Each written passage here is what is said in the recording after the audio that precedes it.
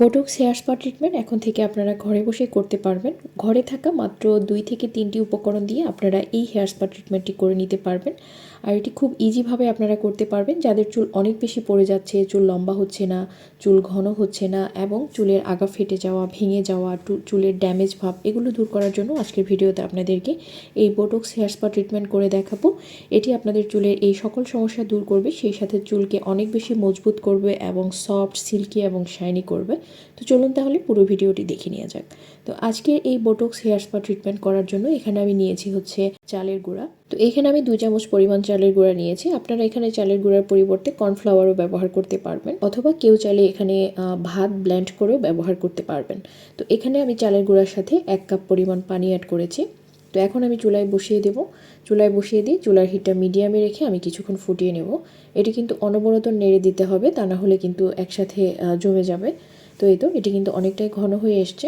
ঘনত্বটা যখন এরকম হবে তখন চুলা থেকে নামিয়ে নিতে হবে, কারণ ঠান্ডা হলে এটি আরও ঘন হয়ে যাবে।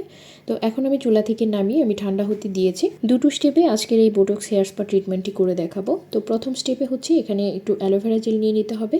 এটি আপনাদের চুলের পরিমাণ অনুযায়ী নিয়ে নেবেন। আর সাথে আমি আপেল সিডার ভিনেগার দিয়ে দেবো।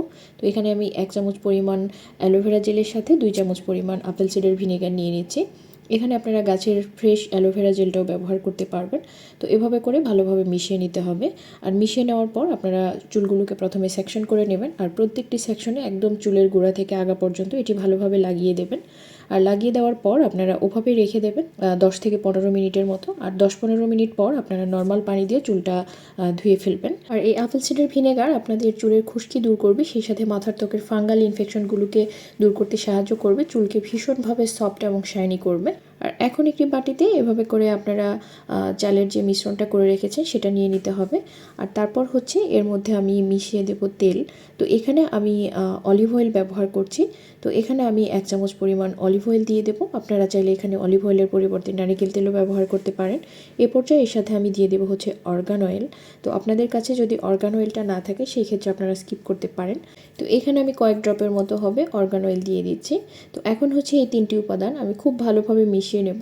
আর মিশিয়ে আজকের এই হেয়ার স্পা ক্রিমটি তৈরি করে নিচ্ছি। তো এটি কিন্তু আপনারা তৈরি করে নর্মাল ফ্রিজে রেখে প্রায় সপ্তাহ 10 দিনের মতো সংরক্ষণ করেও রাখতে পারবেন, একদমই নষ্ট হবে না। তো এটি এভাবে করে খুব ভালোভাবে মিশিয়ে নিতে হবে। আপনারা চাইলে এখানে হ্যান্ড উইস্ক ব্যবহার করতে পারেন। তো ভালোভাবে মিশিয়ে নেওয়া হয়ে গেলে এটি আপনারা চুলে কিভাবে অ্যাপ্লাই করবেন সেটি বলে দিচ্ছি। তো প্রথমে হচ্ছে আপনারা চুলগুলোকে সেকশন করে নেবেন, আর প্রত্যেকটি সেকশনে এটিও আপনারা চুলের গোড়া থেকে আগা পর্যন্ত ভালোভাবে অল্প অল্প করে চুল নিয়ে লাগিয়ে দেবেন। আর লাগিয়ে আপনারা একটি শাওয়ার ক্যাপ পরে নিতে পারেন, অথবা স্বাভাবিকভাবে চুলটা বেঁধে রেখে দিতে পারেন। তো আপনারা এখানে চুলটা বেঁধে 1 থেকে 1.5 ঘন্টার মতো রেখে দিতে পারেন। আর তার নর্মালি আপনারা শ্যাম্পু করে নিতে পারেন। বেটার রেজাল্টের জন্য আপনারা সপ্তাহে 1 বার করে হলেও এই হেয়ার স্পা ট্রিটমেন্টটি করে নিতে পারেন। প্রথমবার ব্যবহারে আপনাদের চুল অনেক বেশি সিল্কি হবে, সেই সাথে অনেকটা ঝরঝরে হবে, চুলের ড্যামেজ ভাব দূর হবে। ভিডিও ভালো লাগলে পেজটি ফলো করে পাশে থাকার অনুরোধ করছি। তো আজকের মতো এখানেই বিদায় নিচ্ছি। ভালো থাকবেন সবাই। আল্লাহ হাফেজ।